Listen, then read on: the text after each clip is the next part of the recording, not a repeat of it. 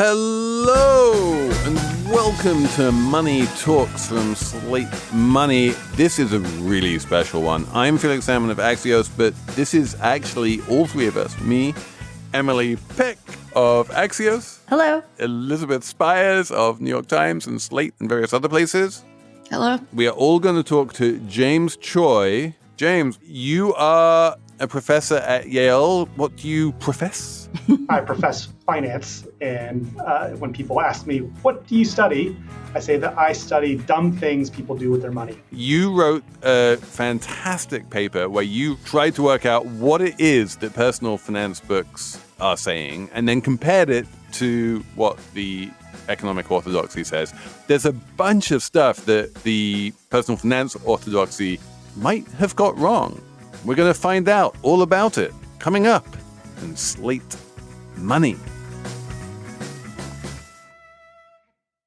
Reboot your credit card with Apple Card. It gives you unlimited daily cash back that can automatically grow over time when you open a savings account. A high-yield, low-effort way to grow your money with no fees. Apply for Apple Card in the Wallet app on iPhone to start earning daily cash and growing it with savings today. Apple Card subject to credit approval. Savings available to Apple Card owners subject to eligibility. Apple Card and Savings by Goldman Sachs Bank USA, Salt Lake City branch. Member FDIC. Terms apply. I'm super excited about this show because while we very, very occasionally give financial advice, not too often, I don't think we've ever given financial advice. And James, this is your job. You have spent more time reading financial advice than any other human being I've ever come across. You are now an expert on financial advice. And my first question is, just how painful was that? It was okay. I mean, these books are written to sell. So that means that they are written to be somewhat easy to get through, to be entertaining to a certain degree. And, I didn't read every single page. I certainly glanced at every single page of these 50 books. You're like, this one has words on it. Okay.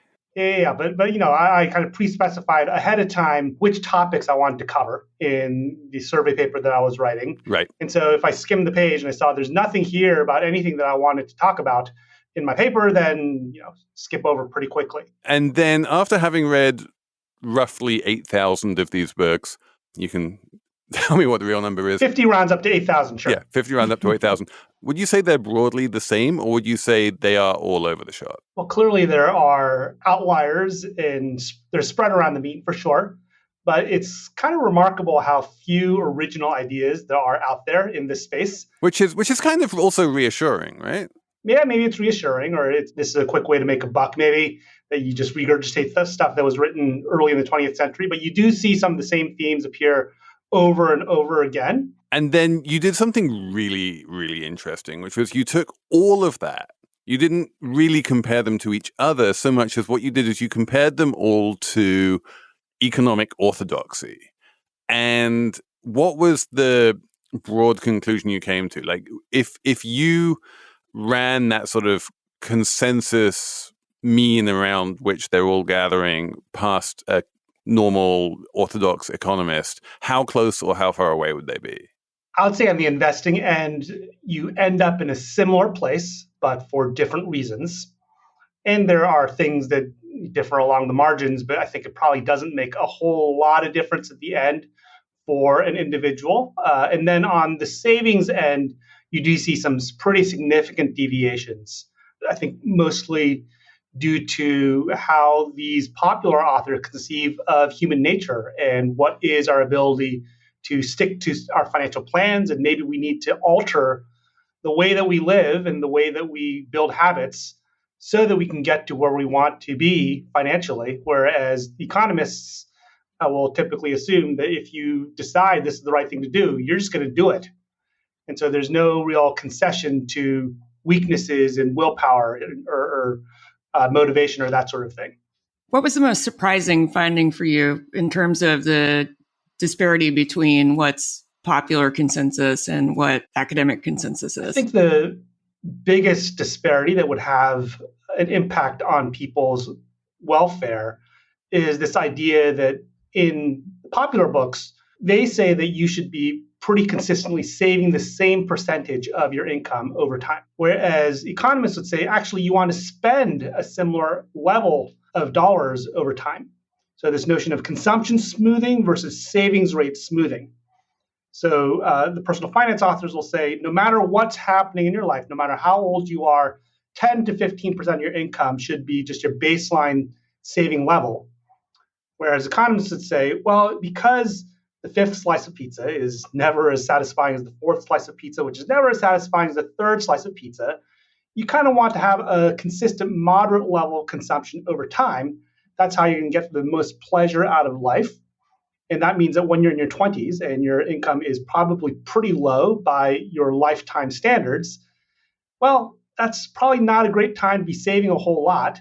And it's really when you're in your 40s and 50s in your peak earnings years where you should become a super saver and really live quite modestly relative to your income to make up for the fact that in your 20s and 30s you didn't save all that much. I really, really love this idea. And it seems so intuitive to me that, yeah, you want a consumption smooth and that even negative savings rates in your 20s, as in like, you know, possibly going deeper into debt or not paying down debt, could be perfectly rational. And underlying all of that is a really profound and important truth that I kind of feel, reading between the lines of your paper, almost never appears in personal finance books. And that's the truth that our income goes up, you know, between our 20s to our 30s to our 40s to our 50s. Almost everyone ends up making more money when they get older. How often does that appear in these books? And if it's as rare as it seems, why do you think it's so rare? You know, I think that counting on your income going up over time, it's a pretty good bet, but it's not true for everybody. And so I think that a lot of these popular authors would say that that's kind of a risky way to live, to count on these chickens hatching that may not hatch. Yeah, but I mean, so is investing in stocks, and they say you should do that. I am an economist. I agree with you on this front. I think that kind of taking into account your career trajectory, your likely income trajectory, is a really good idea in terms of planning out your personal finances. Now, one theme that does come out in a lot of these books is this notion that the most valuable thing that you can buy with money is freedom to walk away from any situation.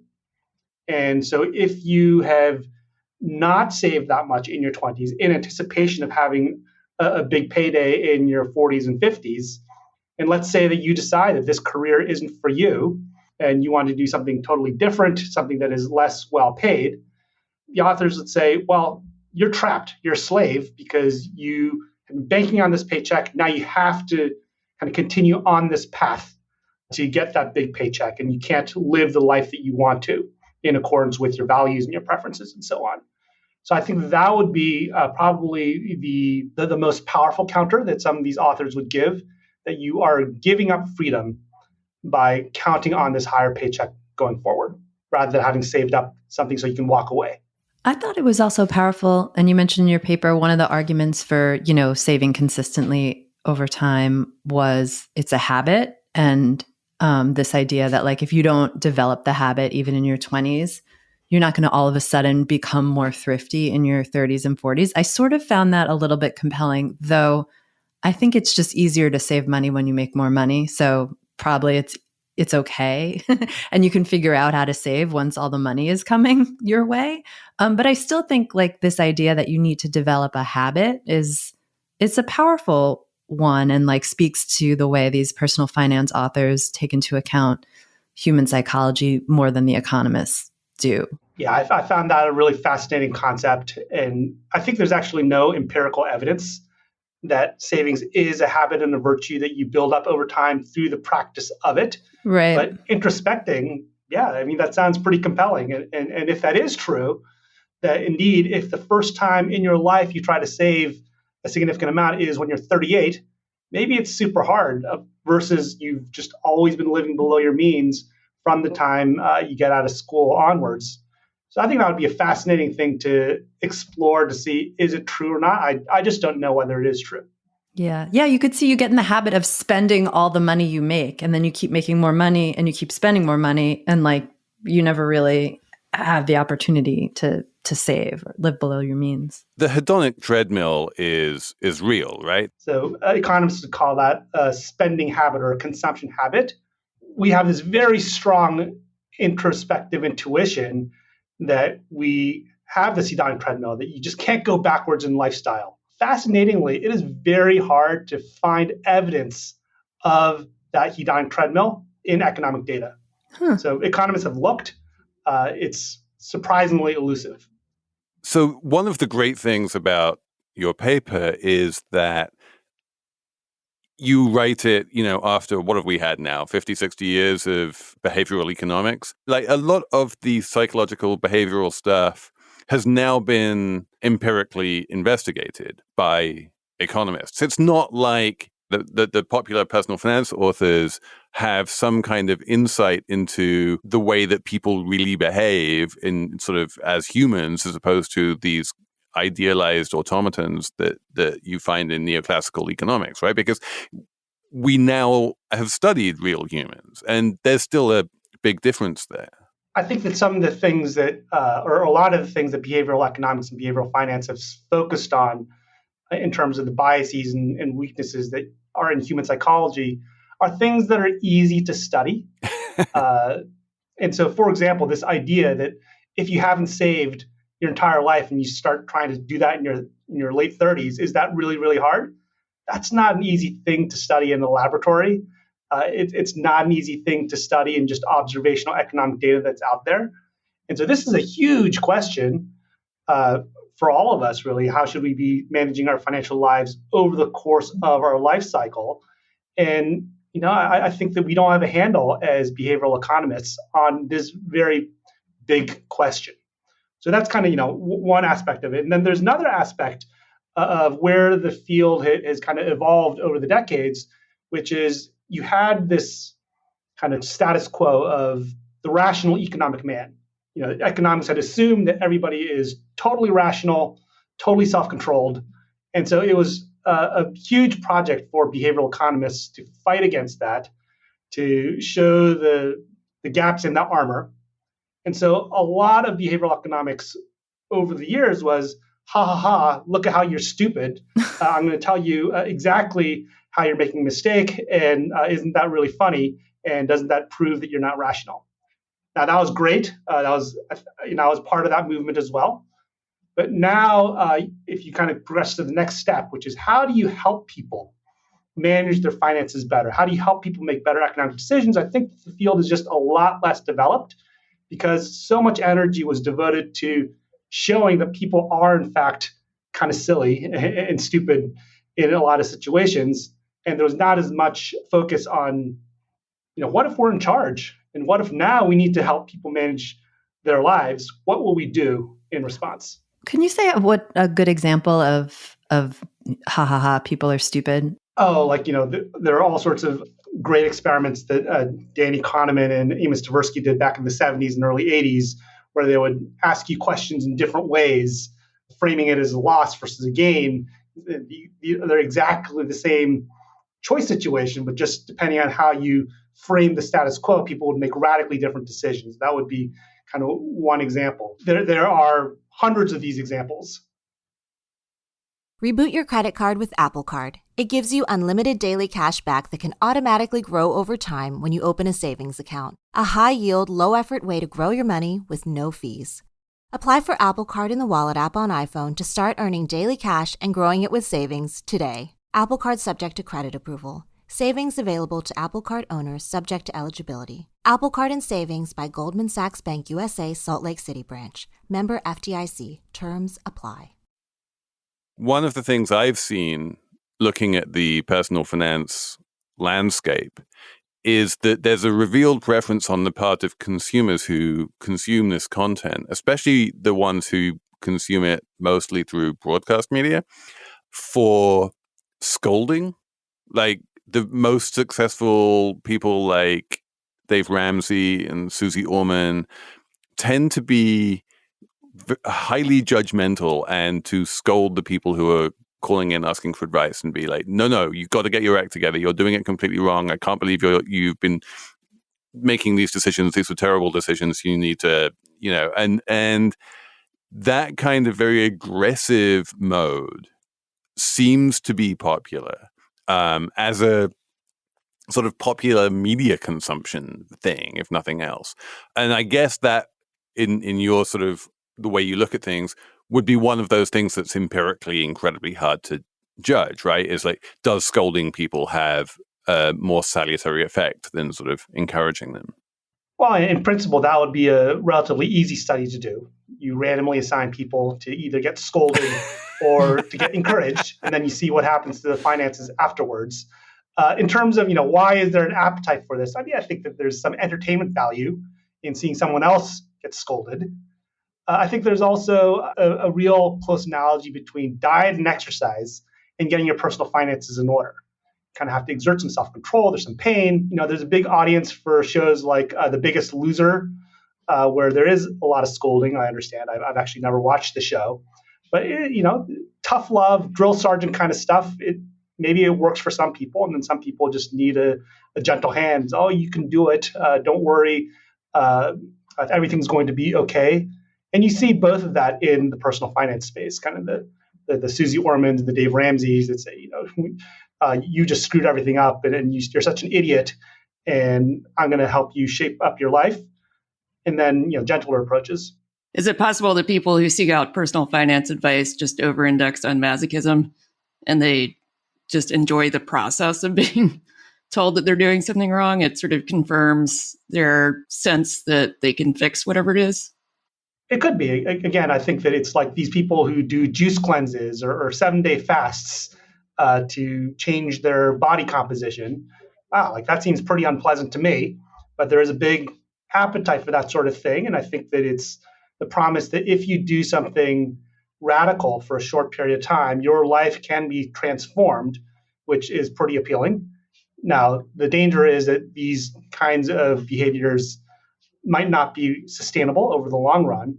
And so the question is, by doing something like a money cleanse or a money fast for a week or a month, does that kickstart you into a new way of living?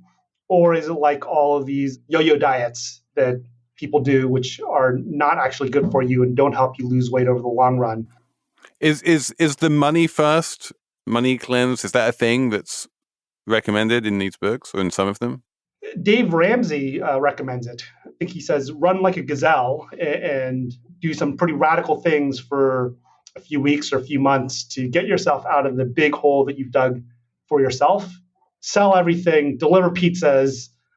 He recommends some pretty tough love for your finances. And one of the fascinating things about Dave Ramsey is that he dresses it all up in an explicitly Christian bow. He's like, this is the Christian way of managing your personal finances. One thing personal finance and diet advice have in common is they're selling a myth that individuals have absolute control over whether they're fat or thin, over whether they're rich or poor. Like if you could only master your finances, if you can only master your body, you can achieve this wonderful thing, which is like financial freedom. But by doing that, they sort of allied reality, which is that if you have more money, you can better manage your finances. And if you have the right genetics, you can better manage your physical appearance. It's this very like American individualistic kind of strain of thought where it's like, if you just master yourself, if you just control yourself, you can figure it all out. And the people that are poor, they can't control themselves and they can't control their spending. When in reality, I would think you could do a study to find that, okay, the people who are poorly managing their finances, quote unquote, are just people that don't have enough money. And if you have more money, it's easier to manage your finances. I mean, I think there are elements of truth to both, in that surely it is true that if you have more money, things are easier for you financially. But you can find two different people that both make $50,000 a year. One person has their financial life in order. The other person's a financial mess. Mm-hmm. So I think there is a significant element of how healthy your finances are that is not purely determined by your income level or your circumstances, but really it is I'm just going to spend less. I'm not going to borrow on my credit cards and revolve that debt from month to month. I'm just going to live at a somewhat lower level for now. So I'm not in this high interest debt situation. And then over time, I end up being in better financial shape than my twin who decides they're going to max out their credit cards and go to the Bahamas and do all these other things that aren't sustainable given their current income level. I just wonder how common that is. I think intuitively, if you take a group of people who are all making $50,000 a year, they will fall along a relatively broad spectrum of spending, right? I think we can definitely disagree about the degree to which it makes sense to scold the people who are spending more and praise the people who are spending less, right? I don't think those decisions are necessarily that they have that kind of moral valence, but I do think that it makes sense to believe that, people are different. People are different, but if you make $50,000 a year, I just don't think there's that much variation in how you're spending your money. Most of it's probably going to housing. Oh, no, that's absolutely not true. There's a lot of variance in savings rates and a lot of variance in the way people manage their money. And so there's a study that was done about 20 years ago where these researchers had access to Social Security Administration's lifetime earnings records. So they just saw every year of your working life, how much money did you make? And then they looked at how much money you had accumulated at retirement. Mm-hmm. And there was just a broad dispersion controlling for the total number of dollars you earned over the course of your life. And almost all of that dispersion was actually not explained by the rates of return you got in your investments. Almost all of it was determined by how much you had saved along the way. So actually, that's one thing that is not commonly recognized, which is the amount that you save is a lot more important for determining where you end up than how you invest. So then the personal finance guys are right because they harp on savings most of all versus the economists. If this is a game, Emily, where you win by ending the game with the most money, then they're right. I'm just not sure that's the game that everyone is playing. I mean, I think the personal finance authors, the popular authors would say, kind of save a consistent amount over your life. So you're saving, a lot more in your 20s than the economists would say that you should. But then in your 40s, you're saving a lot less than the economists say you should. And so you could end up in a very similar place at retirement in terms of wealth accumulation. But it just, how much are you saving and spending along the way to get to that common destination? So they're both saying save a lot of money, but it's do it in different ways. Yeah, the timing. Do you think part of this is because the people who are writing personal finance books generally view their readers as being more risk averse than an economist would? Because a lot of the examples that you give where people are not making purely economical, rational decisions, but they may have some fear of loss or, emergency situations, that sort of thing. So the popular personal finance authors tend to push people towards more aggressive investing. So kind of allocating more to stocks than they ordinarily would is a common theme. But it's also true that they tend not to recommend stock allocations that are as aggressive as economists would recommend. And one thing that's actually been kind of a mystery for a long time is the fact that stocks have been this fantastic deal historically. And nobody's quite sure why. It's an anomalously good deal. And so a lot of economic theories would say you should just have a ton of stocks in your portfolio. And empirically speaking, a lot of people have zero stocks in the portfolio. And economists say this makes no sense, that people are so conservative in their investments. And a lot of these basic economic models would say that you should kind of be 100% stocks for much of your working life. I have two questions about this risk aversion thing. The first is about exactly this, which is stocks. And this is the one part of your paper where I was like, I needed to really challenge my own priors on this one. I've always thought of stocks as this is a really good investment over the long term, but they can be really volatile over the short term. So if you're going to need money for, like, say, a house down payment in a year's time or in 2 years' time, that money probably should not be in stocks. But if you're saving for retirement, then it absolutely should be in stocks. And in your paper, you're like, yeah, no, not really. If you look at the economic literature, there's not so much saying that, like, short-term savings or shorter-term savings should be in cash. Yeah. So your initial intuition is the unanimous consensus of the popular authors. And it's just that if you look at the data, there's not a lot to back up this notion that over the long run, stocks are less risky. But this also depends upon how you define risk. So it is absolutely true that if you compare stocks to bonds and you increase the investing horizon, the probability that the stock investment will outperform the bonds does increase with the investment horizon. That's true. On the other hand, the worst case scenario for the stock investment gets worse and worse and worse as the investment horizon increases. And so you have two different forces that are kind of working against each other. And there are some very famous theorems that were proven back in the 1960s by two Nobel laureates independently. Paul Samuelson and Bob Merton independently proved that, at least under certain conditions, your investment allocation should not change with your investment horizon. You should allocate exactly the same percentage of your portfolio to stocks, whether your investment horizon is a year, 10 years, 50 years. And this is, kind of counterintuitive. So my very basic understanding is that as you approach retirement age, you don't want all your money in stock because the stock market goes down and then you lose a bunch of money right as you hit retirement and there's nothing you can do about it. You're screwed forever. Yeah. So the policy prescription that you have in mind, economists would absolutely be on board with, okay, but for a different reason than is commonly understood. Okay. Okay. So the theorem that I just described is for a situation where you just have a pot of money. Mm-hmm. You have no kind of wage income coming into you. You're just trying to manage this pot of money over time and to finance your spending from this single pot of money. In that case, under some conditions, your asset allocation should not change depending on your investment horizon.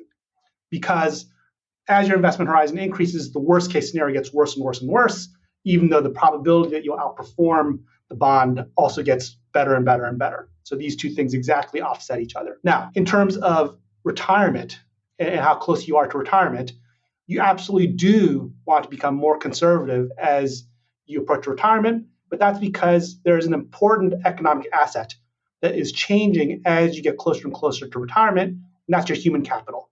In other words, the future wages that you are going to earn, that just mechanically is getting smaller and smaller and smaller as you have fewer years left to work. It turns out that your wage income is a pretty safe source of economic resources. So even though you might feel like, there's some fluctuation in how much I earn each year from my job, relative to the stock market, it's pretty safe. And so if you are very close to retirement, you have relatively little of this relatively safe asset in your overall portfolio. And that means that you need to kind of scale back the riskiness of your financial portfolio to kind of offset the fact that your safe human capital is getting smaller and smaller and smaller. I love that. So it's I'm thinking of, instead of thinking of my retirement savings as just the money in my 401k or my IRA, it's it's also in me. Exactly. And my asset allocation is partly in me and my labor plus what I have saved. And as I get older, the asset allocation devoted to my labor is basically shrinking. And so I have to offset it with less risk in the stock portfolio. Exactly. You also point out, James, that one of the blind spots in a huge proportion of these books is Social Security income. That they have this kind of feeling that you're going to have to just live on your retirement savings. You're not going to be making, getting $30,000, $40,000 a year from Social Security. Yeah, I mean, if you poll Americans, there was a Gallup poll that was run not too long ago, asking Americans basically, do you believe that you're going to get a single dime in Social Security benefits? And a large percentage of Americans say, no, I'm not going to get a dime. Even Americans in their late 50s, early 60s, a bunch of them say, I'm not going to get a dime, which is just ridiculous. We're not going to be taking away Social Security benefits from people who are 59 years old today. And you can kind of look at Examples like Greece. So in 2008, 2009, 2010, Greece pretty much underwent like the worst economic depression you can think of. It was like as bad or as even worse than the Great Depression. Did they get rid of their Social Security altogether? No. They cut it some, but it was substantially protected for its older citizens. And so this notion that America is going to eliminate Social Security, just zero it out, I think that's just not in the cards. A shocking number of people think that. Like regular people I talk to all the time. That's just a vibes-based thing. It's do they trust the government to provide them with resources in times of need? Yeah, I mean, and I've been asking this question for many years, right? And I moved to the United States in 1997. And back then, if you asked people, like, is Social Security still going to be around in 2023? Everyone would be like, no, absolutely not. Yeah. Yeah, and there was a really interesting study regarding the Social Security Trust Fund, which is projected to hit zero, I think, sometime in around 2030. And so there's a real kind of reasoning error where people think just because the trust fund has hit zero, the benefits are going to get cut to zero. That's actually not true. It just means that there's not enough in the trust fund, plus the taxes that are coming in to fund Social Security to fund the full promised benefits, but we can still fund like 80% of the benefits that have been promised. And of course, Congress is almost certainly going to act to shore up the finances of Social Security. Right. I mean, if you just look at your paycheck, we're still paying a lot of money into Social Security every month. So like that has to go out somewhere. This is absolutely what the study was about. So the study first asks people, what do you think is going to happen to Social Security if this trust fund hits zero? A whole bunch of them say, oh, Social Security is going to disappear. Then you ask them, do you think that Social Security taxes will disappear when the trust fund hits zero? And nobody thinks that that's going to happen. And then the follow-up question is, what do you think we're going to do with the money that is collected by the Social Security tax? And then some people say, aha, that money's still going to come in. So we're still going to be paying out some Social Security benefits with that money that is being collected through the FICA tax. That's wild, and I love it. One last question. It seems obvious to those of us who have taken an introductory economics course, which, by the way, I never have, that if your savings are making a negligible amount of interest and you have debts which are costing a high amount of interest, then you should use your savings to pay down your debts. And yet, as you just said, it's not a good idea to be house rich and cash poor. So my final question is this question of, is it ever rational? Is it ever a good idea to continue to save cash and build up savings when you have outstanding debt, and especially non-mortgage outstanding debt? And is there a difference there between the personal finance folks and the economists? I'd say in general, it's a bad idea to be accumulating significant savings while you have high interest debt like credit card debt. But there are special circumstances that might call for you to actually accumulate some assets. So first of all, there are a whole bunch of things that you need to pay for that you can't easily pay for with a credit card. So for example, your rent. For the most part, you have to pay for that in cash. And so if you don't have cash lying around because you spent down all of your cash to retire as much of your debt as you could kind of be in a tough spot at the end of the month. So I do think that you need, for transactional purposes, a bit of a cash buffer to just handle the everyday expenses of life. That's kind of exception number one. Exception number two is if your employer offers a 401k and they match that money that you contribute to the 401k, then it could be a good idea to actually contribute to your 401k rather than taking that money and paying down your debt, because a typical match structure in a 401k would be something like, we're going to match 50 cents on the dollar that you contribute up to, say, 6% of your income. Well, that's a 50% instant risk-free return on your contribution versus the credit card interest rate is like 20%. And so the math would say that you kind of want to get that 50% return rather, even though it's costing you 20% per year on the credit card. So there are some isolated situations where you might want to do some of that saving, even though you have that debt outstanding. But in general, math would say, yeah, like you're earning 4% on your savings and your credit card is charging you 20%. Why would you be investing at a 4% return rather than paying down debt that's costing you 20%? Now, interestingly, the personal finance authors sometimes have a different perspective. One perspective they have is that it's too demoralizing to do nothing but pay down debt without accumulating assets. So if you have a bunch of debt, maybe all you're going to do for 3 years is pay down debt, pay down debt, pay down debt without building a nest egg. And they say that's so demoralizing, you're just going to fall off the wagon and you're going to neither accumulate savings nor pay down your debt. And they also say, they don't say pay off your highest interest debt first. They say like get a win, like pay off something you can actually pay off in full rather than. Oh, sure. So you're talking about the debt snowball, famously associated with Dave Ramsey. So just for those listeners that aren't familiar with this, the debt snowball method says instead of focusing on paying off your highest interest rate debt, you should focus on paying off your smallest balance debt, because that way you're going to be able to zero out a particular debt account. And that's going to feel so good that it's going to motivate you to continue on your debt repayment path. I buy that. Economists would say, no, the math says you should try to retire your highest interest rate debt because that is the most costly debt that you have. The term that the popular authors use for this is the debt avalanche strategy. And I think it's an open question which one of these methods actually works better in practice. Because, of course, if you just lose motivation, then the debt avalanche strategy is not going to work for you. So maybe even though the debt snowball is going to cause you to not kind of retire debt in the most cost-effective manner, it's a diet that you can stick with. So the best diet is the diet that you can stick with that is reasonable. And so maybe that's what the debt snowball is. I don't know of any convincing scientific evidence that the debt snowball is more motivating, but at least some people say that it worked for them.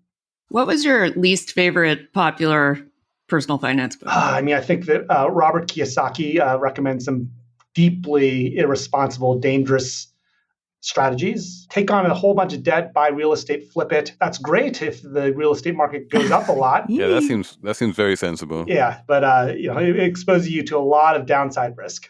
What is the best, what are your top 2 personal finance advice nuggets that you can give us and the readers? How much should you save? How much, tell us the wisdom you must have learned. My generic advice is, everyone's situation is so different that it's hard to give generic advice. But I think the one piece of generic advice that applies to everybody is have a plan, make a plan. Oh. And you'd be surprised how few Americans have tried to make a financial plan for themselves, tried to figure out ballpark, how much do I think I need to spend in retirement, or how much would I like to spend in retirement? And so what I recommend for everybody is just make a very, very simple spreadsheet. Every row is like kind of 1 year of your life from now until retirement. Mm-hmm. Okay, now you put in each row, how much have I saved already? How much do I think I will save in that year? And just kind of do that accumulation from now until retirement. And then ask yourself, hey, am I ending up somewhere in the ballpark of reasonable? And if it's not even in the ballpark of reasonable, then you have a problem and you got to change something. But just that simple arithmetic, I think, is very enlightening. Elizabeth, do you have a plan? I do, but it gets modified quite often. So. Well, absolutely, it should be modified continuously as your life circumstances change. But at least you can see if everything went according to plan, if everything happened as I think it's going to happen, would I end up somewhere that I'm happy with? And if the answer is no, even if everything goes right, you're not going to end up somewhere reasonable. You got to make some adjustments today. James Choi, this has been absolutely amazing, and I'm so happy that you came on this show. Thank you so much for coming on. It's been brilliant. Thank you. It's a pleasure to be here. Thanks to Jared Downing, Cheyna Roth, Jessamine Molly, and Ben Richmond for producing. And we will be back on Saturday with a regular Slate Money.